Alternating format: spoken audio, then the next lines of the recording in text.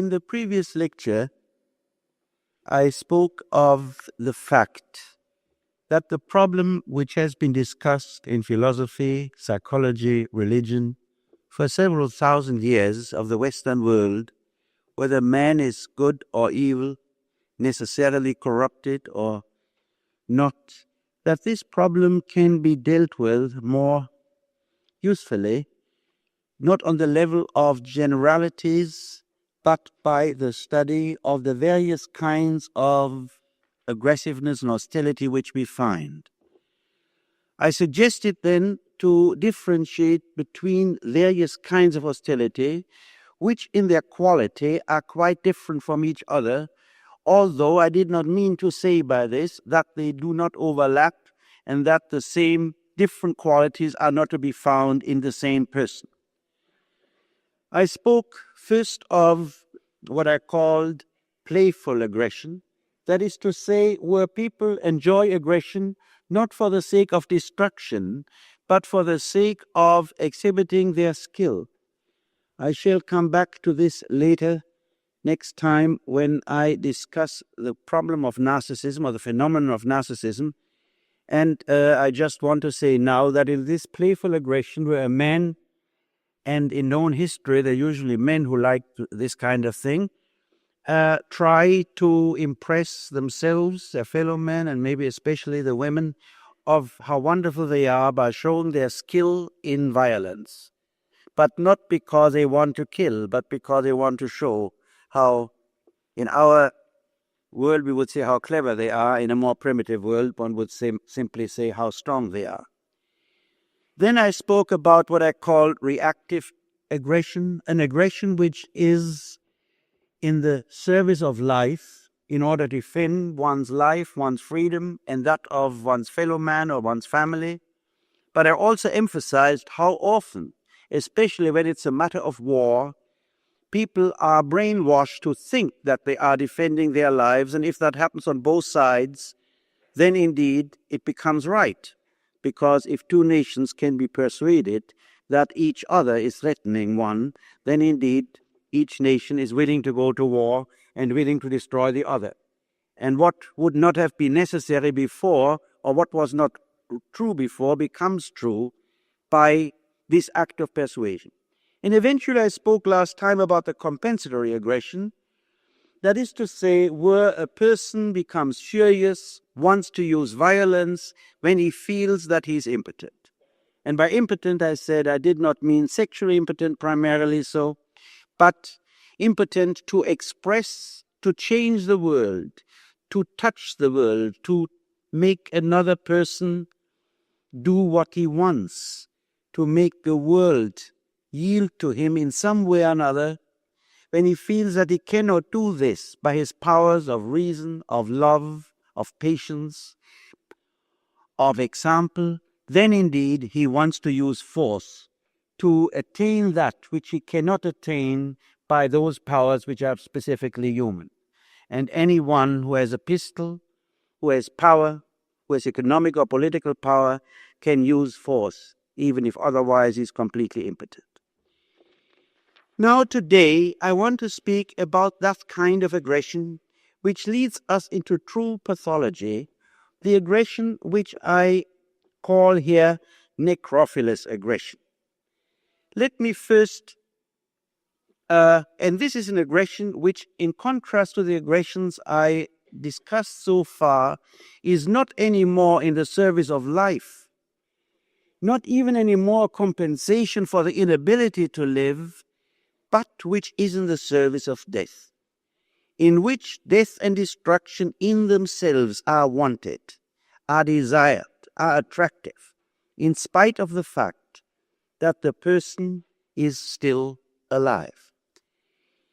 Now, the word necrophilia or necrophilous, which I use here, is a word known to some of you, especially psychiatrists or those who have read Krafft-Ebing or any other description of perversions.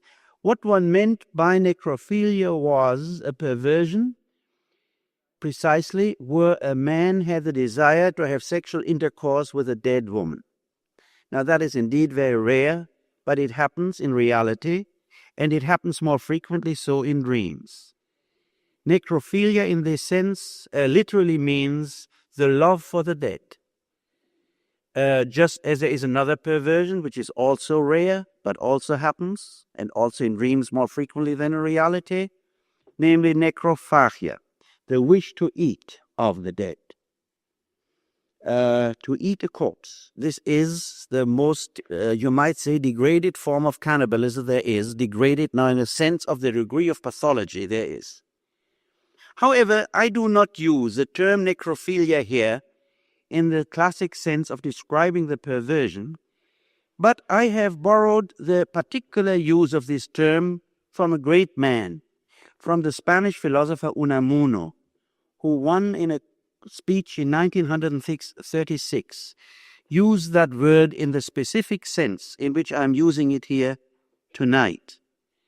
And I think it is the best introduction for this use if I read you the speech of Unamuno, and besides that, if you had come here only to hear that little speech, I think it would not have been for nothing.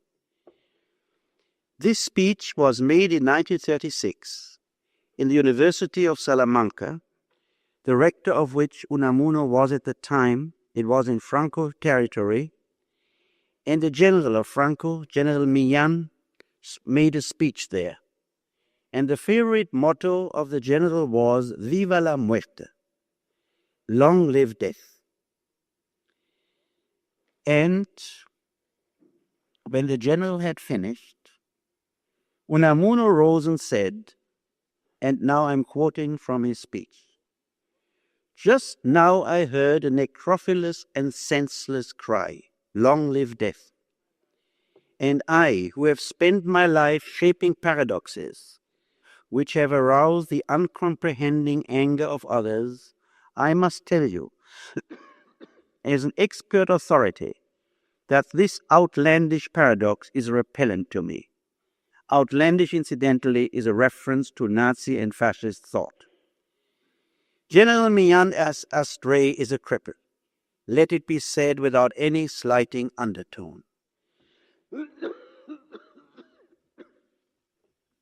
He is a war invalid. So was Cervantes. Unfortunately, there are too many cripples in Spain just now, and soon there will be even more of them if God does not come to our aid.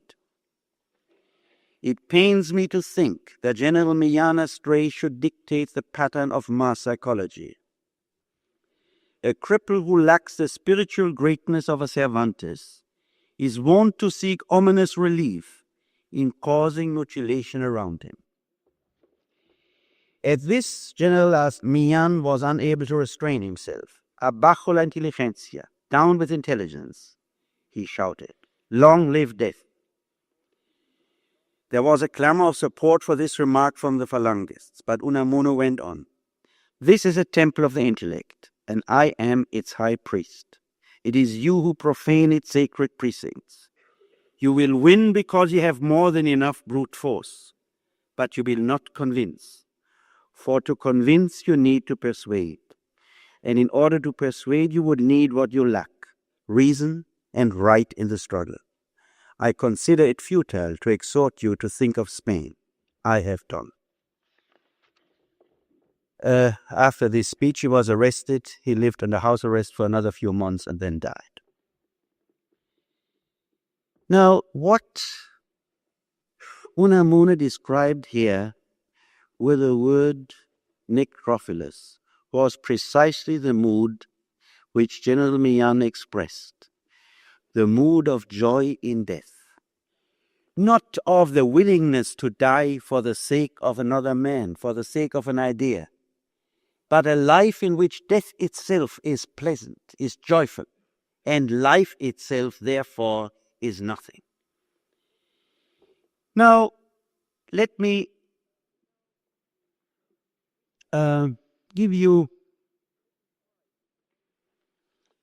try to give you a very brief description of the personality of the necrophilous person. Mind you, to say this right away, the purely or the primarily or predominantly necrophilous person is relatively rare. It is a malignant sickness. However, whenever they are in power, they can indeed destroy a nation and can destroy the human race. Or they can create great destruction in families, in groups, and so on. What is the necrophilous person like? It's a person who can be recognized most of all by the fact that he is primarily fascinated by all that is dead, by all that is not alive. He is fascinated by dirt, by corpses, by decay, by illness, by destruction, by human or animal feces, by all that is which is on the side of dead and not on the side of life.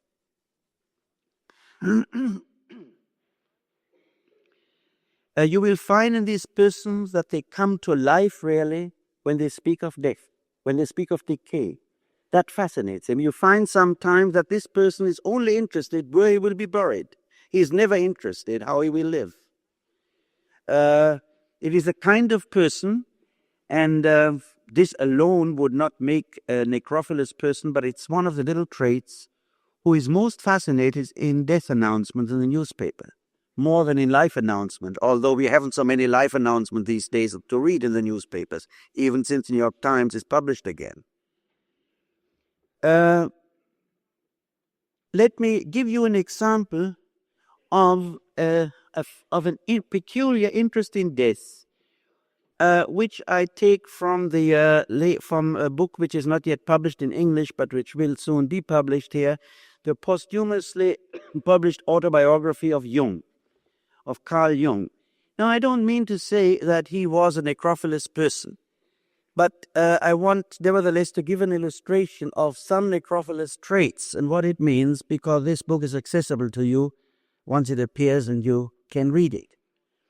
When he was building his house in Bollingen, he found the corpse, or I guess the skeleton, of a soldier who apparently, according to all reasoning, had died 150 years earlier in the Napoleonic Wars. Well, I think it's kind of difficult to know what one does if one finds a skeleton in one's garden, but he buried it, or him, if you please. Well, I think that is a very sensible and human act. But then he did something more. He fired 3 rifle shots over the grave as a salute, as a military salute to the dead soldier. That is very peculiar, because over 150 years had gone by, he was not a soldier. Why this peculiar ceremony around the dead body? And then he took a photo and hung the photo in his studio. Now, all this, you might say, is all very harmless. There's nothing wrong about it. And yet, if one looks at the unconscious, at that which is not conscious in a man, and if one is concerned, as I am right now, with necrophilous traits, then all this is not just a perfectly simple thing. It shows a certain fascination with death, with corpses. Let me tell you of a dream of a person whom I happen to know, who was certainly very necrophilous. That's the following dream. It's actually well, you will see. It's a dream in which he dreamt that he saw a coffin with a corpse inside. And on top of the coffin, lunch was served. And then he was brought a book. This man was an intellectual. In fact, he still is, I hope. And then he was brought a book in which all great names of the world was written down, starting with Moses or Socrates, and he was asked to sign his name at the end of the list. Now, what this dream expresses, although in a slightly veiled form, is necrophilia. It is only slightly veiled that he eats a corpse. In the dream, it is veiled that the lunch is served above the coffin. But eating the corpse here means really that he eats all those who are dead, all the great men, and by having filled himself with them, he becomes a great man. Here you have a peculiar trait of being attracted by the dead, incorporating the dead, and therefore, by being nourished by the dead, becoming great and powerful himself. You might say that on the whole, the necrophilic person is deeply in love with force.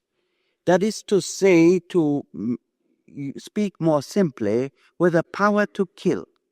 In fact, what you find very often is that he really only knows two sexes, which are not the sexes which you are usually talking about, namely men and women. He knows two other sexes, those who kill and those who are killed.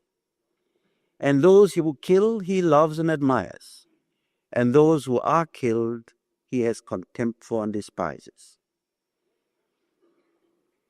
Very often you find in dreams of such person that they are in love with a person who otherwise doesn't attract them at all, but who has a capacity to kill. In fact, very often with people whom consciously they are afraid of and hate. And yet deep down they feel a very profound attraction for this person, because the person is a killer. Because this is what impresses you and excites their love. You might say in another language, this is really the essence of deep sadism. And I would define here sadism in the sense in which Simone Weil has defined it, namely in the sense of using force. And what is using force? Using force means that I transform a living being into a corpse. And that means I transform a living being into a thing. The necrophilous sadistic person is driven not to bring things to life, but to bring life, to transform life into things. And by force, by using force, you do indeed transform life, that which is alive, into a thing. Actually, you might say, using force means, and that is a strong trait in the necrophilous person, to transform the organic into the inorganic, to transform that which is alive into that which is only mechanical. You will find, for instance, that the necrophilous person very often is most fascinated by machines, by a car. In fact, if I may remind you of a cartoon which was in the New Yorker some time ago, where the sales girl in a store recommends a perfume to a woman and says, you know, it just smells like fresh leather in a sports car. And indeed, one has the impression that these days, many men find themselves more attracted by sports cars than by women. Now, there is a love for the mechanical, for that which you can make race, for that where you push the buttons, and you have the sense of power, but of power which you have not by your influence on that which is alive, but by the mechanical influence on that which is not alive. You find very often that the necrophilous person is a person who is mainly interested in the past rather than in the present. For instance, he very often is very sentimental, like many sadists are. He can think with great sentiments of emotional experiences which he believes he had in the past, and then he cries. But he is very little able to have an emotional experience in the present, because in the present, to the present life he is cold.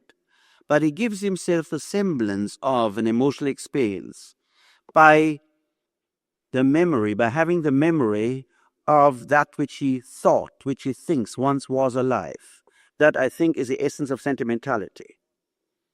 He can cry in a movie, but he can never cry when it is real life, because all that which is real to him, inasmuch as it is life, is feared.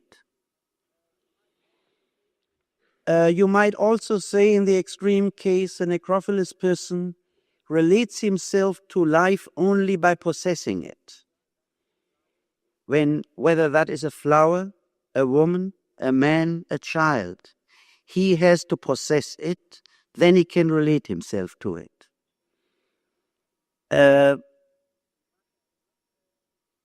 But he cannot relate himself to the flower which he cannot pluck. This topic, incidentally, as a footnote, has been treated by Dr. Suzuki in a book, Zen Buddhism and Psychoanalysis, of which I wrote also a part, but the more important part is really the discussion of Dr. Suzuki on Zen Buddhism. And in the beginning of this lecture, which is published there, he makes it very clear what is the difference between the attitude of enjoying the flower while it is alive and the need to pluck it in order to enjoy it. Now, mind you, I'm not saying that anybody who wants to pluck the flower for that reason is a necrophilous person. That would be a disastrous effect of this lecture, if you would believe me. I'm only trying to define or to describe what is meant by necrophilous here by mentioning various attitudes, each one of which is not necessarily, doesn't constitute necrophilia, but the totality of which might point to this phenomenon which I'm trying to describe. Another trait, again, which is characteristic for the necrophilic attitude is the necrophilous person loves more than everything law and order. He's afraid of life. He wants to control. You see, life, whatever one may say about it, is uncontrollable and uncertain. The only certain thing in life is death. Nothing else is certain, even with all modern statistical predictions.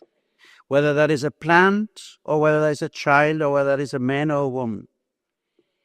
As long as where there is life, there is no certainty and there is no control. But if one is afraid of life because one is impotent to live, then one wants to cut down life and to control it.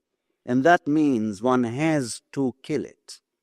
And there are many ways of killing life other than plain murder.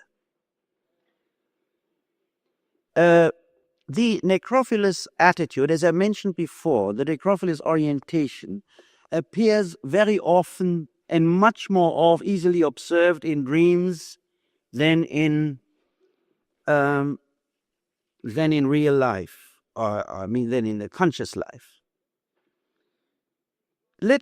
In dreams you find various symbols which represent this orientation. For instance, caves, the bottom of the ocean, corpses, blindness. I might remind you of Ibsen's Peer Gynt and the story of the trolls. The trolls are necrophilous persons.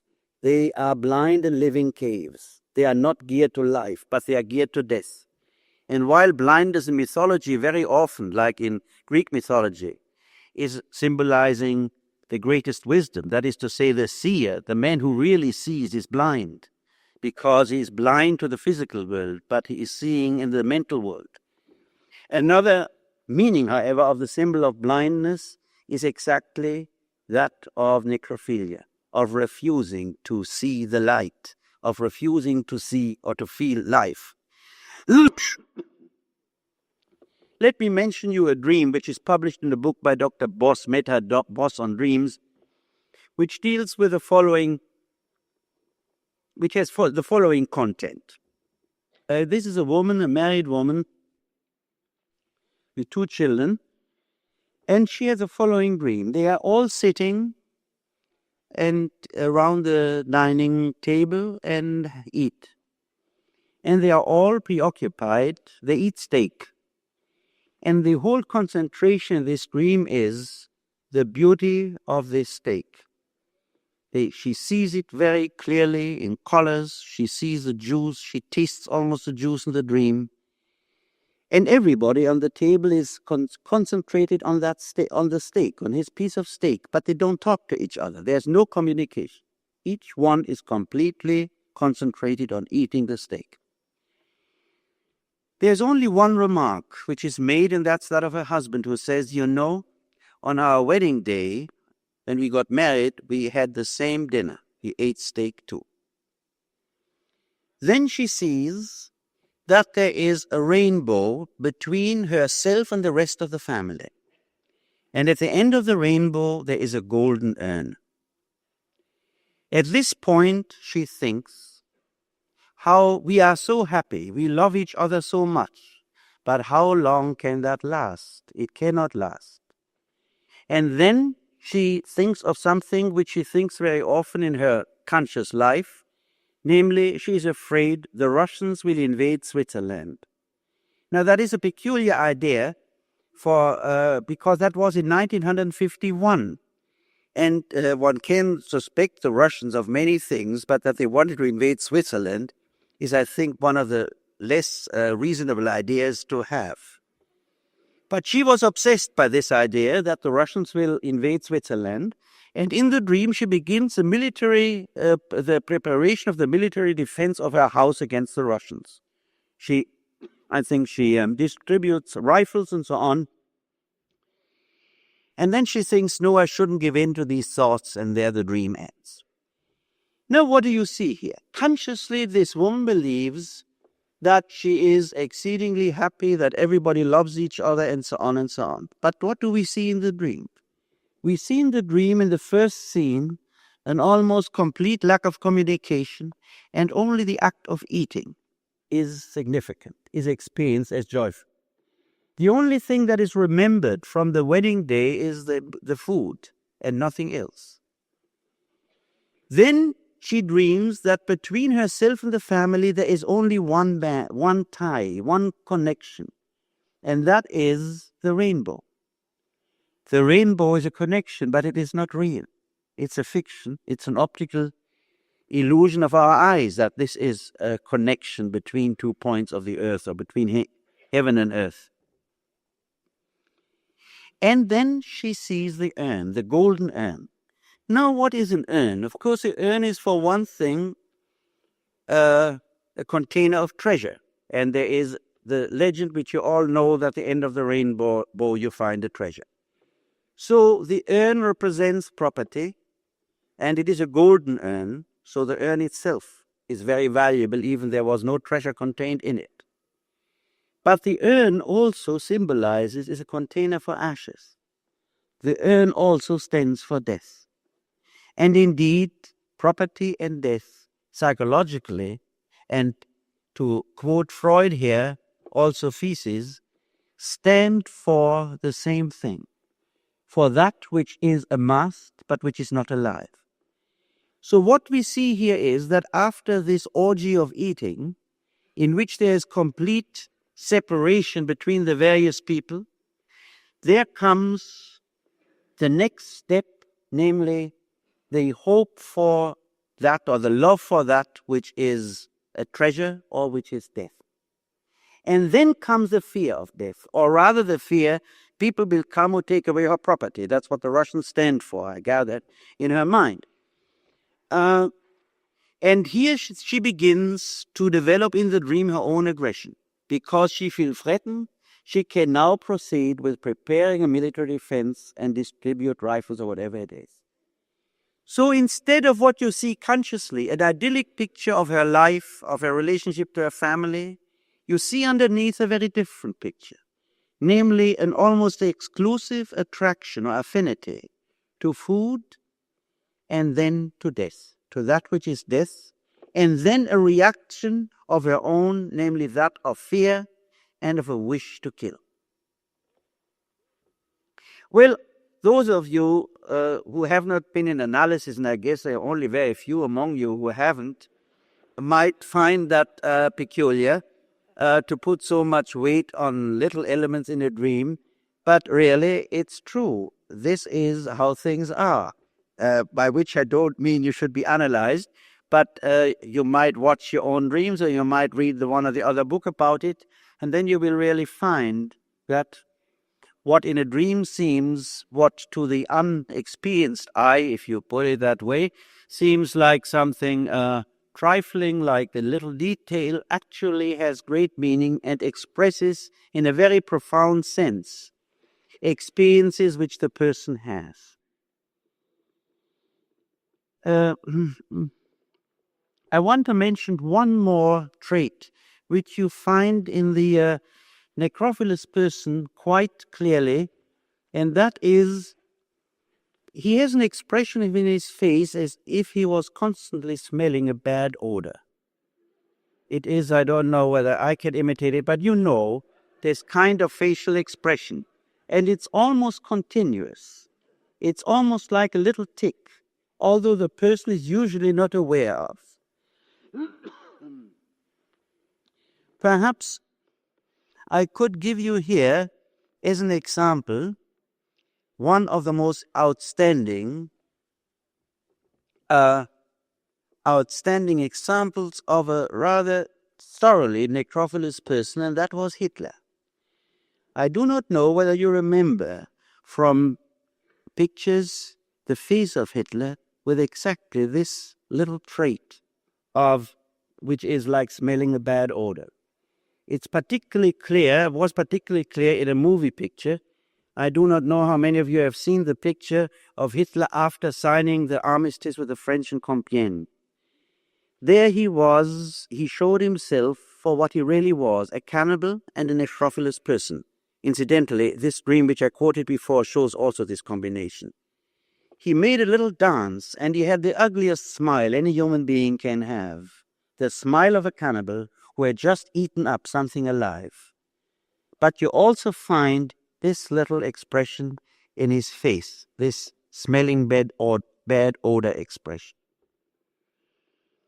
Now, actually, Hitler, of course, is in many other ways, a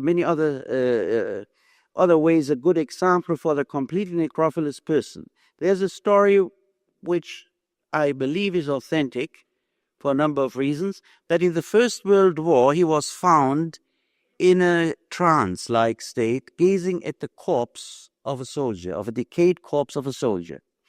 And one had to take him away by force in order to get him out from this trance, gazing at this decayed corpse.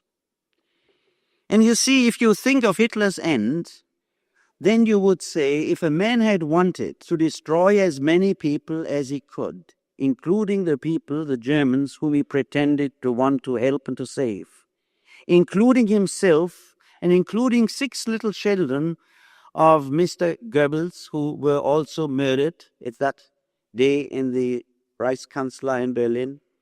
If his aim had been as total a destruction as possible, then he would have done precisely what Hitler did.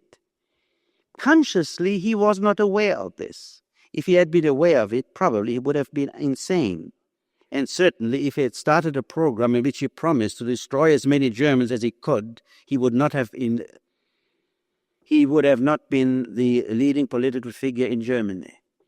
Consciously, he wanted to save, and unconsciously, he wanted to destroy. And only the end brought out this deep mood of affinity with death and destruction. At the end, he said the Germans deserved it, and he gave the orders to destroy everything in Germany. This macabre mood was one of necrophilia in all its aspects. And one might even speculate whether Hitler might not have committed the many errors which led to his downfall if he had not been so deeply committed to death and more committed to life.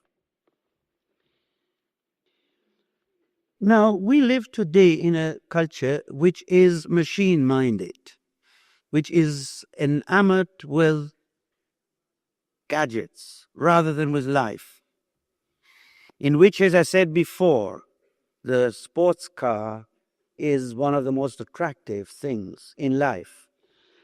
We live in a world which is highly bureaucratized, by which I mean men are treated like things and administered like things, although very nicely. And this is a result of an inhuman industrialization which rules in the Western world regardless of the political concept under which it rules. even if you take little details of our language, you see the same tendency, slightly necrophilous tendency. What sense does it make that somebody said, I'm thrilled to death?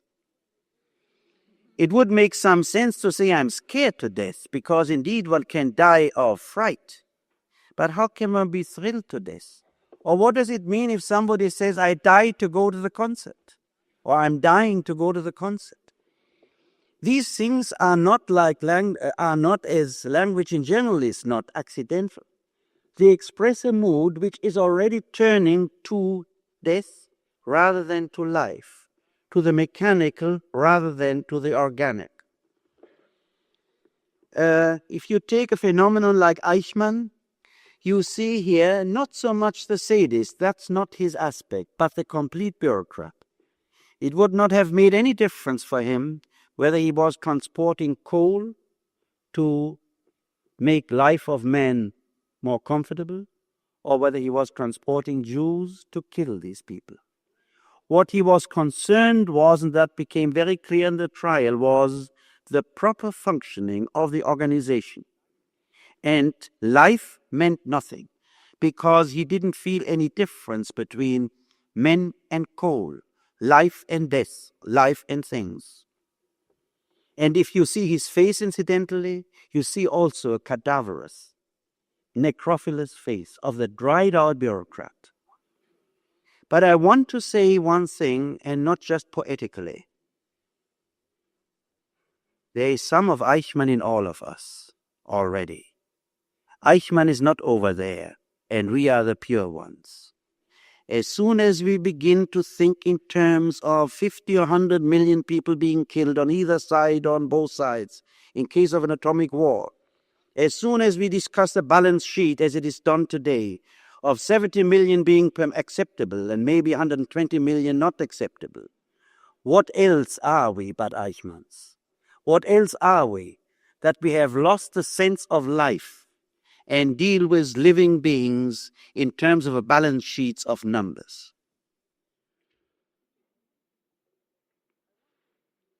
I want to read you a document, not the whole document, but part of it, which for the first time really in this way expresses this particular combination of mechanization, love for things and gadgets, and the affinity to death. And that is in the initial manifesto of futurism, the art direction in art, written by Marinetti and published in 1909. That's pretty early. That is long before men in the West were so enamored by gadgets. We shall sing the love of danger, the habit of energy and boldness. Literature has hitherto glorified thoughtful immobility, ecstasy, and sleep. We shall extol aggressive movement, feverish insomnia, the double quick step, the somersault, the box on the ear. We declare that the world's splendor has been enriched by a new beauty, the beauty of speed. A racing motor car is its frame adorned with great pipes, like snakes with explosive breath.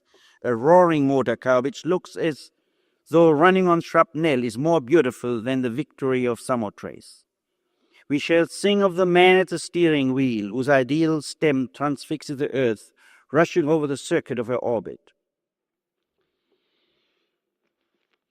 We wish to glorify war, the only health giver of the world, militarism, patriotism, the destructive arm of the anarchists, the beautiful ideas that kill, the contempt for women. We wish to destroy the museums, the libraries, to fight against moralism, feminism, and all opportunistic utilitarian meanness. It is in Italy that we launched this manifesto of violence, destructive incendiary, by which we this day found futurism, because we would deliver Italy from its cancer of professors, archaeologists, cicerones, and antiquaries. Well, here you see the song of death combined with the song of the love for the racing car. And I think to some of you, the analogy will occur between Walt Whitman's Song of Life and the Song of Death of Marinetti. Only a relatively short time later, Walt Whitman's poems are perhaps among the highest points, among the peaks of the development of humanism, from the Renaissance through Goethe to Whitman. And here you find the perversion, the beginning of the decay, the song of love for death, destruction, violence, and for the gadget. Now, you might say, in contrast to necrophilia, the love of death, you could use another word, and that is the word biophilia, the love of life, the love of all of that which is alive, which actually is the normal quality of a human being. You might say it is the person, biophilia can be described as a love for all that unifies and integrates. One of the most fundamental natural forms of integration, unification is sexual union, although sexual union does not necessarily mean unification in any deeper emotional sense, but it might mean that. It is as far nature can go in unifying two peoples, not necessarily as far the spirit can go in unifying it. The person who loves life is recognizable by the fact that he's attracted by the process of life in all its form, whether it's a growing flower, a growing child, a growing idea. He prefers to construct rather than to retain. He prefers the adventure of finding something new to the security of having the old confirmed. He sees the whole rather than only parts. He sees structures rather than summations. He is the non-mechanical person, which does not mean he could not use mechanical things, but it does mean what excites him, what he loves, is to watch that which grows, and that means all that is alive. And that which does not grow is a means rather than an end of life. You might also speak of biophilic ethics, and you might say from the standpoint of biophilic ethics and the ethics of Buddhism and of Judaism and of Christianity are biophilic ethics. Good is all that serves the growth of life. Evil is all that strangles life. This has been expressed in our generation very beautifully by Albert Schweitzer, by his concept of reverence for life. And sin is all that strangles life. This is expressed very beautiful in the 5th book of Moses, chapter 28, verse 47, whereas the greatest sin of the Hebrews, or where the greatest sin of the Hebrews is defined in these words, you will be punished. And now I quote, because thou didst not serve thy Lord with joy and gladness of heart in the abundance of all things. That is to say, while all things were abundant, you were without joy. And that is the biblical concept of sin, which is very similar to the concept which you find in Spinoza, or to the spirit of Spinoza. I want here to quote one sentence of Spinoza from Ethics, 4th book of Ethics, where he says, a free man thinks of death least of all things, and his wisdom is a meditation not of death, but of life. Well, this is the philosophical expression of the life-loving person's principle, that to be concerned with death means to be attracted by death. And the free man, by which Spinoza means the man who is fully alive, is not concerned with death, but he is concerned with life. Now, pure necrophilia is rare. You will rarely find a person is purely necrophilic, and if you find him, he is purely insane. And pure biophilia is also rare. and if you find him, he's probably a saint. That is to say, a person in which there is nothing but attraction to life. You find some such persons. Schweitzer himself might be called a purely biophilic person, a person attracted tremendously to life. And you can see that there's a man who writes profound books on theology and history of the church, who becomes a doctor, who is one of the greatest experts on Bach music and on the organ. There's a man of a richness of life that one wonders how one body can contain all this richness, all this growth. There is abundance, which is always characteristic for the life-loving person, as against the scarcity, which is characteristic for the person who is less capable of loving life. But most of us are mixtures between necrophilic and biophilic tendencies. The question is only, like in all living things, what is a particular kind of mixture? Are we predominantly necrophilic or predominantly biophilic? And I think most people are predominantly biophilic. But our culture, as it develops, with all its mechanization, all its emphasis on that which is inorganic and not alive, lends itself, unfortunately, to a lessening strength of the love of life. Of course, most people are not aware of their necrophilous tendency. I mentioned that already with Hitler, in connection with Hitler. He was probably consciously thinking that he wanted to construct life, to save life. In fact, you see even in him the conflict, because he was interested in architecture, although it was not very good architecture. But nevertheless, he was interested in it, in something constructive. Even this man, who was so deeply attracted by death, had something human in him, where something wanted to construct. But, as the Bible says of Pharaoh, his heart hardened. And the more destructive the things he did, the less capable was he to listen to that small voice of life, which was still in him when he was a young man trying to be a painter or an architect. Most of us are not aware of necrophilia, and this is precisely the reason why I'm talking about it. Because I believe that we should become aware of our own necrophilic tendencies, just as we should become aware of a illness. But what is perhaps more important, we should become aware of the necrophilous persons who try to persuade us that death is sweet, that destruction under one form or another is good.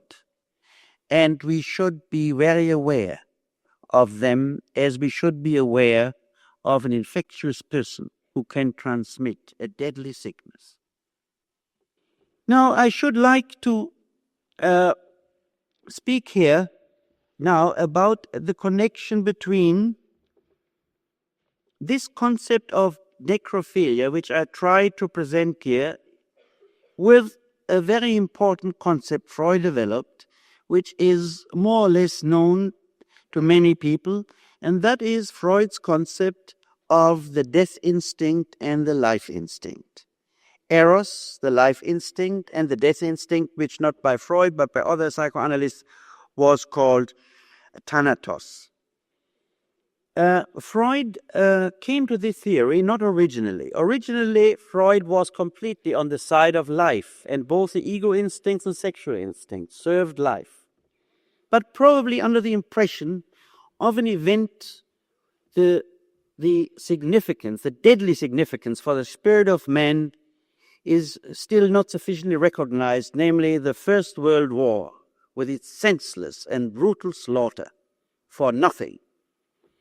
Under the impact of this event, something in Freud changed. I would almost say something in Freud broke. And Freud turned from considering only life as he had done before to considering death as an equally powerful and strong force. And so he assumed that there are two biological forces which operate in all living substance. The force which tended to separate and disintegrate that on which it operates, that is the death instinct. And the force which tends to unify, to integrate, unite an organism within itself, the cells within an organism or various organisms together, that he called the life instinct or eros, very properly in the Platonic sense. And he believed that each individual was a battlefield of these two instincts, that he was ridden by his life was a battlefield of the fight between the tendency to live and the tendency to destroy. And that, furthermore, this tendency to destroy could either be turned outside, and then we have a very hostile and aggressive person, or it could be turned inside, and then you have a person who tends to get sick, to destroy himself rather than others. The theoretical premise of this whole theory was a very interesting speculation, namely that which Freud developed in a paper published in 1920, Beyond the Pleasure Principle, where he assumed the existence of a mechanism which he called repetition compulsion. By that, he referred to a mechanism that in all living substance exists the tendency to return to the previous stage and eventually to the starting point of this organism. Now, the starting point of all life is inorganic. That's where we come from in a mysterious way. So Freud assumed that if this repetition compulsion was the directing principle of all living beings, then we must assume that in all life there must be the tendency to return to that which is not alive, to the inorganic. In other words, that all life would have the tendency on the one hand to live and on the other hand to die. Freud presented this theory never with the certainty with which he presented many of his other theories, and quite wisely so. Because on the one hand, this whole premise of the repetition compulsion was essentially a theoretical speculation with very little evidence. Freud tried to give all the evidence he could find. It's still a thin evidence. And at the same time, there is so much evidence of the tendency of all that is alive to continue living, that it is hard to believe in the realm of animals or plants or men that there is an equally strong tendency to return to death as there is to continue life. It's a fact, of course, that we all die. It's a fact, of course, that the wise man who has reached a certain fulfillment in life is willing to die and does not fight it. But to be willing to die, as the Old Testament expresses it, satisfied with life, that is something quite different from a tendency which runs through the whole life, which wants to die, and not only to die, to disintegrate, which is attracted to the not living. Nevertheless, this speculation of Freud on the death instinct, the life instinct, is probably, at least in my opinion, one of the most profound psychological speculations he undertook. Because while in his early theory he had only seen the power and strength of sex, that is to say, of life in all its forms, of the self-preservative instincts, he touched in this new theory on a fact which the First World War made so brutally clear, namely that there is also tremendous destructiveness in man. The question is only, is this destructiveness part of normal biology, part of life and nature, or is this destructiveness a pathological phenomenon, a perversion, an illness? The main difference between the view which I try to present here and the Freudian view of the life instinct, the death instinct, lies in the fact that I believe that this affinity to death, which in its essence is not different from Freud's concept of the death instinct, is not a normal biological part of life, but is the severest pathology which can happen to life, is the only true perversion, namely longing for death while one is alive. And if one looks at it this way, then of course one wonders what are the conditions, and one also wonders then that this affinity to death may not be necessary, which it is really in Freud's concept. That it may not be necessary because it is an illness rather than a normal part of the life process. Well, at this point it's time to stop. I shall, in the next lecture, begin to finish for another 5 or 10 minutes this thought of the difference between the two concepts, and also say a little bit about, not too much because I don't know too much about it, about the conditions for the development of this necrophilous orientation. But the essential part of the lecture will be developed to another phenomenon, namely to narcissism as a pathological phenomenon not only among individuals but among nations. Narcissism is that phenomenon which is considered normal when it refers to the nation or the race, when the same phenomenon, when it is to be found in individual, is considered plainly mad, plain insanity. And I shall talk about the role which this narcissism plays today as one of the elements which create the tendency for violence. We'll have now 10 minutes intermission, and then we'll have about 20 minutes or so to answer questions. Thank you.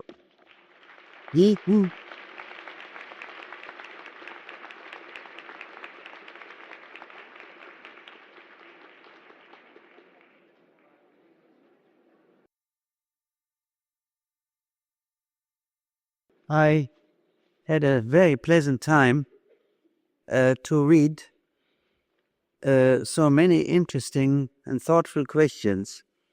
Unfortunately, I couldn't even finish reading them all, and much less so can I answer them all. So I'll just begin with what I have at hand here. The one question says, would you say the Christian emphasis on the death of Jesus is necrophilic? Well, this is the time of Easter, and this is the time of life. The Christian idea emphasizes not the death, but the resurrection. If Christ had only died, then indeed the worship of a dead God might be the worship of death. But the worship of a resurrected God is a worship of life. This, incidentally, is an answer to a number of other questions which I had about symbolism in myth and so on. Maybe I come to the one or the other questions. I don't know exactly how far I shall get. But there would be a similar answer. Death in itself is a fact. But the question is, what is the emphasis? What is the aim? What is the goal? Life or death? And in the Christian version of life, of death and resurrection of Christ, certainly, the resurrection is on life, just as in the Hebrew version of Easter, the emphasis is on liberation from slavery. Freedom and life are the meaning, respectively, of the Hebrew and the Christian concept of Easter. This question is the idea of reincarnation as a fascination with life or death? Well, the answer would be the same. I think it's a fascination with life. I think it was the humanist Ficino who said, not entirely sure, but I think so, who said that the idea of life after death is a necessary idea, because since most people do not reach salvation in life, how could one tolerate the utter lack of solidarity of the human race if only some reached salvation and the majority wouldn't? Hence, it is necessary to believe in a life after death, because otherwise the unity of the human race would be denied. Now you can see in this particular version of Ficino's humanistic thought about life after death, that what he was concerned was with life, was with the solidarity of all that is human. And that's why he had, in his way of thinking, to postulate the idea of life after death. And what holds true of that would hold true of reincarnation also. Although as soon as we come to Indian thought, then of course we are confronted with a more subtle and complicated problem, namely the problem of life as a burden, inasmuch as life is greed and thirst. Inasmuch as man can give up his greed and be fully alive, then indeed he does not hang on to anything, and hence he is free from suffering. Buddhist thinking was not a thinking about death, but it was in many ways similar to Spinoza thinking, a thinking about freedom and about the liberation of man from the chains of greed. But it is there a more complicated problem than it is in Western thought. Here is a question which says, has not A.S. Neal proven in his 42 years in Summerhill that the 2,000 years of myth and symbols has produced a negative response to life? Well, this question is a little involved about what he has proven about the 2,000 years of myth and symbols. But I would say, if I could mention a person who is, at least as far as I can see him, biophilic and with no necrophilia, then it is A.S. Neal in his efforts in Summerhill, because he's a man who does not try to cut down life, who has an endless patience and an endless wish to see life growing, even if it is difficult, even if requires to be in many ways as an outcast from all camps and all thoughts in the Western world. This man, I think, shows what a person can do who is full of love of life. Here's a question which says, would you say the people working for peace in dealing with possibilities of death through war are necrophilic or have strong necrophilic tendencies? Well, that is a perfectly good idea, and I think you find quite a few people, just as you sometimes find among vegetarians, people who repress strongly their deep wish for a good steak, and by repressing it, turn vegetarian. But not all vegetarians love steak. And not all pacifists and people who work for war are unconsciously necrophilics. I think, on the contrary, I would think that, and I shall talk about that next time, that really the whole movement against war in our generation or after the First World War was a movement essentially driven by the forces who love life. But certainly, exceptionally, you will find a person who becomes fascinated with the fight against war because he has a necrophilic fascination with death. But they are, I'm afraid, more on the side of those who praise war rather than who want to prevent it. In fact, it would be a very interesting study, which can be made empirically, to see what elements of necrophilia or how elements of necrophilia in personalities are related to their political attitude towards war. My guess would be that you find a definite correlation between those with strong necrophilic tendencies and those most aggressive in their emphasis that we have to we have to use force, and that is the only way to save our freedom. In some people, you can even see it in the glitter in their eyes when they talk about it, but I shall not mention names. Can you go into what is in the early experience of an individual that predispose him to necrophilia? Well, that is indeed a very difficult question to answer. I shall, in the beginning of my next lecture, come to this question: what are the conditions of necrophilia? Although, if you expect that I shall give an answer, you, I'm afraid, will be disappointed. Did necrophilia, is the next question, on the part of the European Jews have anything to do with their meekly submitting to their destruction by the Nazis? Well, I cannot agree with the facts as they are described here, that they were meekly submitting. What is in my own mind is, in a way, that they were submitting to destruction in a dignified way. Now, it is I know most people today, especially in the state of Israel, feel strongly that the Jews meekly submitted. What is there to do if you know that nothing you do will have any result except that instead of being cast, you will be trampled to death, when you know that there's absolutely nothing which can save you? If one calls that meekly, I personally feel one judges very harshly.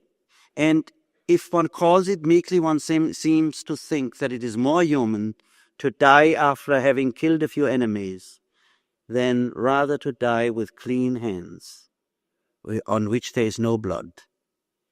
Certainly, I do not believe that the Jews who were slaughtered, for the reason that they were slaughtered without killing or without trying to kill, for that reason had necrophilous tendencies. The next question is, could you elaborate somewhat more on the attitude of necrophilia in the political life in our present culture? Well, indeed, I could speak for hours about that, but I shall speak for a few minutes about that at the beginning of the next lecture.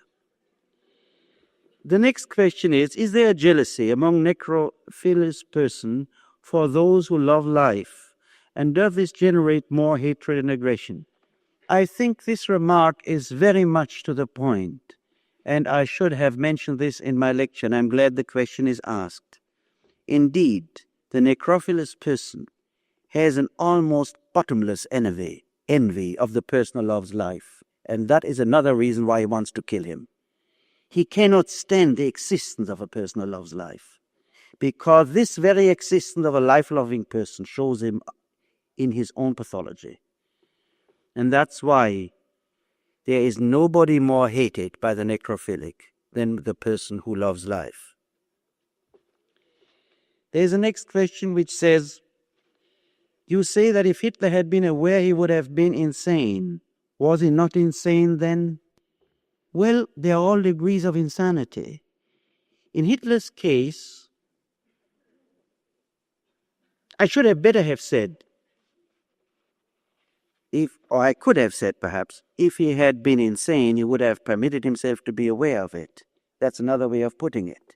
But actually, what you find in Hitler, like sometimes, is really that as soon as the greatest madness is shared by millions of people, it appears to one's own consciousness as reason, as moral value. What most of us think is rational is essentially based on the fact that we consider that rational which is agreed on by the majority of people. And what most of us think is good is essentially that which is agreed on by the majority of people as being good. The case of authentic judgment of what is rational, what is good, which is not influenced by majority, which is not the result of brainwashing, if one goes a little further, is relatively rare. And there is another thing. One can indeed get one's idea of what is rational, what is good, from the consensus of humanity, from the consensus perhaps of the greatest thinkers of humanity, rather than from the utterly accidental element of who has power in a given situation. There is another question. Are the ones who are for capital punishment necrophilic-minded? And what are your views on capital punishment? Well, I think capital punishment is in some ways a good indicator, but many people, and perhaps most people, don't think seriously about the question of capital punishment or not. Most people are persuaded by arguments which are as shallow as the arguments that atomic armament can save freedom. So they are persuaded that capital punishment is a deterrent to murder. It's just as little a deterrent. In this case, it has been proven. I'm afraid in the other case, it might be proven to be untrue in a more horrible way. So if you take the average person and who agrees with capital punishment, that does not necessarily mean that this is a necrophilous trait. But if you take the person who gets very excited and very violent when you argue with him and say you are against capital punishment, then you see for him the idea that a man should be killed also, although ritualistically, in the ritualistic form of law, that for him this has a great attraction. And think of the people who love to witness an execution. This today is not done anymore, but it wasn't so long ago that they were the ones that there were hundreds who witnessed the execution with pleasure, that it was the most joyful thing they could witness. And don't feel that this is after all a long time ago, because what else is it which makes our newspaper, except New York Times and some other newspapers, not publish reports of crimes? What else is it but the fact that people love to read murder? What else is it when people are fascinated by seeing an accident, when this is the most exciting event in their life? Neither the pictures, the paint of the Metropolitan Museum, nor Beethoven's or Mozart's music on the radio, nor all the beautiful books which they can read are as exciting for some as to see a corpse, as to see the accident of two automobiles. This is indeed a symptom of necrophilia. Well, I think it is, I have about another 50, 60 questions here, and I cannot even try to begin. So I think we respect the time and end here and meet next week. Thank you.